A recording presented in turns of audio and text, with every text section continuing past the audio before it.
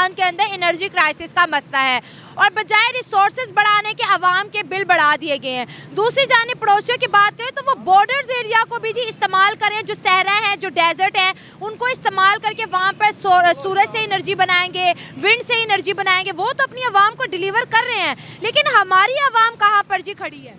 हमारी आवाम इस टाइम बहुत मुश्किल हालात में खड़ी हुई है। हमारी जो गवर्नमेंट है, फर्स्ट ऑफ ऑल ये है कि हमारे साथ वो सनसे नहीं है, मुख्तलिफ नहीं है। ठीक हो गया। लीडर आता है वो मुल्क को लूटता है और निकल जाता है बाहर। ठीक है। इसमें हमारा first of all Nawaz Sharif आ रहा है। सेकंड, इसके अलावा जो पहले गुजर चुके हैं उन्होंने भी यही किया। हम आर्मी चीफ को देख रहे हैं, आर्मी चीफ जो इतनी बड़ी बातें करता था वो भी निकल गया बाहर। पाकिस्तान में जितने भी हमारे बड़े बड़े लोग हैं पाकिस्तान में वो स्टे करते नहीं हैं, लीव ही नहीं करते। उनके बच्चे, उनकी फैमिली सारी बाहर होती हैं। गरीब आवाम को रिलीफ कोई बंदा नहीं देता। ये इंडिया पाकिस्तान के बॉर्डर के ऊपर ही जो सा सोलर एनर्जी प्रोजेक्ट जो सा वो स्टार्ट करने जा रहा है, जो कि दुनिया का सबसे बड़ा सोलर एनर्जी प्रोजेक्ट होगा। क्या वजह वो लोग डैम बना रहे हैं, सोलर एनर्जी प्रोजेक्ट मतलब विंड एनर्जी से ये अपना इलेक्ट्रिसिटी प्रोड्यूस कर रहे हैं? हमें ये चीज़ें क्यों नहीं समझ आ रही? प्रधानमंत्री नरेंद्र मोदी ने 15 अगस्त 2021 को राष्ट्रीय हाइड्रोजन मिशन का आरंभ किया। वर्ष 2021-22 के केंद्रीय बजट में वित्त मंत्री निर्मला सीतारमण ने हरित ऊर्जा स्रोतों से हाइड्रोजन उत्पन्न करने के लिए इस मिशन को शुरू करने का प्रस्ताव रखा था।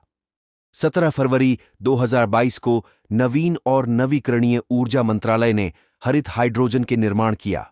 भारत में बिजली के उत्पादन का लगभग 70% हिस्सा कोयले से चलने वाले ऊर्जा संयंत्रों से ही पैदा होता है।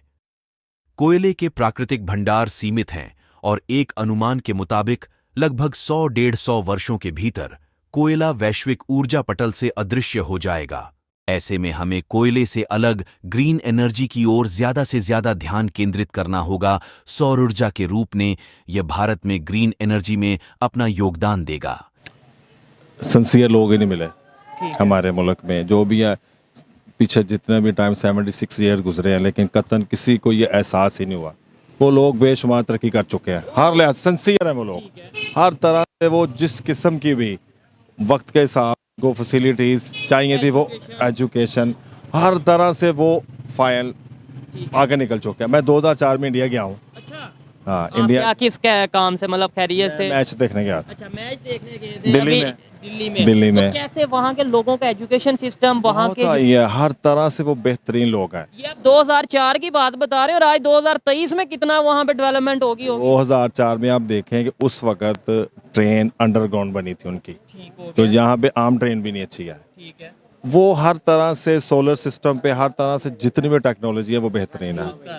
टाटा उनका जो है कंपनी, रतन टाटा वाले हैं, उसके अलावा जो भी अंबानी फैमिली जो है, वो लोग हर तरह से टोटल 1 to all आईटी में वो कितना आगे चले गए हैं, हर तरह से बेहतरीन है। अभी जब 2004 में मैं रह के आऊँ, मेट्रो ट्रेन मैंने वो देखी है वहाँ पे, कि वो मेरा ख्याल आज तक यहाँ पे आई नहीं। ठीक हो गया। वो हर लिहाज से फिर क्लियर कर रहा हूँ, ये 2004 की अपना विजिट का जिक्र कर रहे हैं। 2023 में आप इमेजिन करें कितनी डेवलपमेंट। बहुत ज़बरदस्त। अब तो समझे वो कंपैरिजन करना ही फजूल है पाकिस्तान के साथ उनका। ठीक है, तो फिर कंपैरिजन करना बिल्कुल, मैं भी ये कहता हूँ इस टाइम फजूल है, सीखना चाहिए। हमारे कंट्री के अंदर बिजली एनर्जी क्राइसिस कितने हैं? बिजली अच्छी मिल रही है या नहीं मिल रही, क्या हालात हैं? बिजली इस टाइम आपको पता महंगी इतनी ज़्यादा है, गरीब बंदे के तो वैसी बस से बाहर हो गया। जिस बंदे ने 10,000 कमाना, अगर उसका 5,000 का बिल आ गया तो वो बिल दे या कहते हैं कि अब अपने बच्चों को रोटी खिलाए। आपको पता है इस वजह से यहाँ पर क्राइसिस बहुत है बिजली के, जो है बिजली दिन ब दिन महंगी होती जा रही है। आपको पता है इस चीज़ के बारे में हुकूमत को सोचना चाहिए कि गरीब बंदे के बारे में भी सोचे। जो अमीर है आपको पता उनका तो कोई मसला नहीं, वो तो कर ही लेते हैं सब कुछ अपना हैंडल। जो गरीब तबका वो फिर पिस जाता है। आपको पता है इस चीज़। सोलर लगवाना किसी गरीब के लिए मतलब कि उसके रेंज में है? सोलर पैनल लगवाए घर पे? नहीं, सोलर तो आपको पता स्टार्ट ही 4-5 लाख से होता है। बैटरियाँ लगा के उसके साथ सिस्टम में दोस्त ने लगाया हुआ, उसका 25 लाख का लगा हुआ है, उन्होंने पूरे घर में लगाया हुआ है। तो 25 लाख अगर गरीब के पास हो तो फिर वो बिजली का बिल ना दे दे। तो ये चीज़ को आपको पता हमारे पड़ोसी मुल्क के अंदर क्या होने जा रहा है? हमारे पड़ोसी मुल्क के अंदर हमारे बॉर्डर के बिल्कुल साथ ही गौतम अदानी दुनिया का सबसे बड़ा सोलर प्लांट लगाने लगे और वो सैटेलाइट से भी नजर आएगा। क्या कहना चाहेंगे? हम यहाँ पर एनर्जी क्राइसिस में फंसे हैं, वो तरक्की पे तरक्की करी जा रहे हैं। सर, हमारा पड़ोसी मुल्क तो आपको पता ऊपर फिर चांद पे भी चला गया है। हमारे लोग कहते हैं हम तो वैसे ही चांद पे रहते हैं, क्योंकि बिजली पानी गैस तो है कोई नहीं, तो हम वैसे ही ऑलरेडी चांद पे रह रहे हैं। तो वो कहते हैं वो तो फिर जा सकते हैं। देखें ना गाड़ियाँ कितनी सस्ती हैं, यहाँ पर गाड़ियाँ कितनी महंगी है। सामने आपने गाड़ी खड़ी हुई है कोई, आप वहाँ से जाके ले अच्छी सी अच्छी गाड़ी आपको 25 लाख की मिल जाएगी, जो यहाँ पर टैक्स डाल के कम से कम करोड़ प्लस होगी, क्योंकि हमारा करोड़ वहाँ पर 50 लाख के बराबर है, उनका करोड़ यहाँ पर 2 करोड़ रुपए के बराबर है। उनकी करेंसी वैल्यू बहुत हाई है। भाई एक बहुत मेजर डेवलपमेंट है। मुझे ऐसा लगता है कि इंडिया में सिर्फ इंफ्रास्ट्रक्चर नहीं बनता, इनफैक्ट उसके साथ साथ आपको अगर कुछ इन्वेस्टमेंट्स भी नजर आती हैं और प्रोजेक्ट्स नजर आते हैं तो उसके साथ साथ आपको रिकॉर्ड्स भी बनते हुए नजर आते हैं। और मुझे ये सबसे अच्छी चीज़ लगती है कि सिर्फ ये नहीं कि आप एक डेवलपमेंट के लिए काम करो, वो जो रिकॉर्ड बनना होता है ना उसमें एक तरह से आपकी डिटर्मिनेशन होती है कि आपको कुछ अलग करना है, आपको चीज़ें जो हैं वो एक रेस में आना है उसमें कि जहाँ पर दुनिया जो है वो आगे बढ़ रही है। तो मुझे ये चीज़ बहुत अच्छी लग रही है। बाकी जो रन ऑफ कच्छ में आपको देखने को मिलेगा कि मतलब सिंगापुर से भी ज़्यादा बड़ा आपको सोलर पार्क देखने को मिलेगा। तो अभी जैसे हम लोगों ने सुना भी है कि लाइक 1 सन 1 ग्रिड ये वाला जो प्रोजेक्ट है तो वो मुझे लगता है कि इसी तरीके से जो है वो कंप्लीट होगा। जब आपके पास सरप्लस में हर चीज होगी तो आप दूसरी कंट्रीज को भी वो सप्लाई कर सकोगे।